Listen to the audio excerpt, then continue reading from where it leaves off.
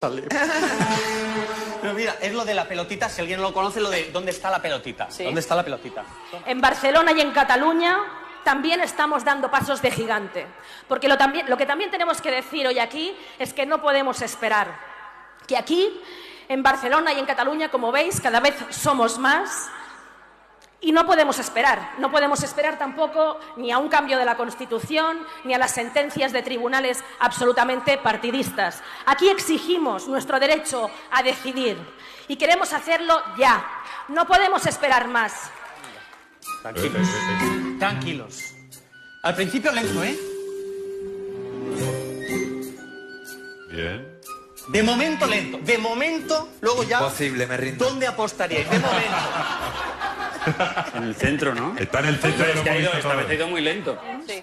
I una de les coses que nosaltres hem suggerit és que perquè efectivament puguem avançar en aquest referèndum amb garanties, doncs que potser és millor no ficar-nos dates, no, a curt termini, ni terminis molt com doncs, aquesta sensació del tenim pressa, perquè això finalment, si no es compleix, en general el que sol passar és que genera més aviat frustració. No? I per tant... En el centro.